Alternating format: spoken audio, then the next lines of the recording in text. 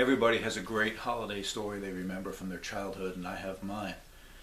My childhood was spent very poor. My brothers and sisters and I grew up in Brooklyn, New York, 6 kids living with their divorced mom in a 2-bedroom rodent-filled apartment with very little money and very little hope.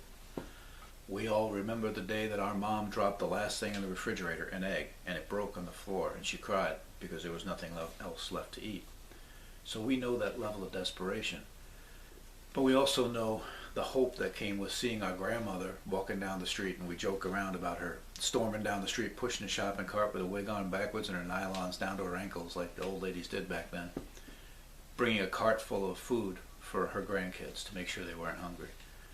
So we know hope and we know desperation, and we know that good things come from people that God works through, sometimes the people you wouldn't expect. One of my favorite Christmases in that difficult set of circumstances was when we were so poor we knew our mom wouldn't have the money for Christmas. So months before Christmas, my sisters concocted a scheme where we would all go to the store every week for our mom for bread or for milk or whatever, and we would pocket some of the change. Not all of it, just some. And every day we'd throw it into a box for Christmas without telling our mom about it. All she knew is, wow, inflation must be pretty terrible because the prices of everything are going up, you know. And right before Christmas, when there was no hope and no chance of anything great going on in our Christmas, my sisters presented that box of money to my mom, and she cried and yelled and was happy and angry at the same time because we had been stealing from her for months, you know. But she now had something to provide a meager Christmas.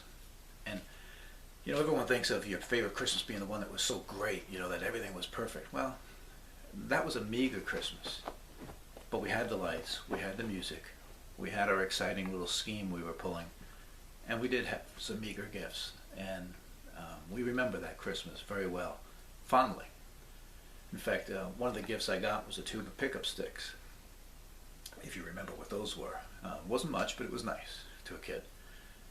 And, you know, years later when my career was going really well and my sister thought my head might be getting too big for me, she bought me a new box or tube of pickup sticks and told me, you know, remember where you come from.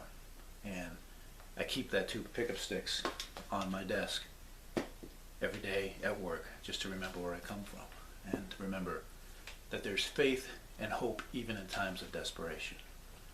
So I hope this holiday season you remember not just the gifts and all the commercial things, but the fact that, you know, God works through people. And he works in difficult circumstances and in good circumstances through people, whether it's an old lady with a wig on backwards racing down the street with a cart of food, or a bunch of kids scheming to help their mom through a desperate time.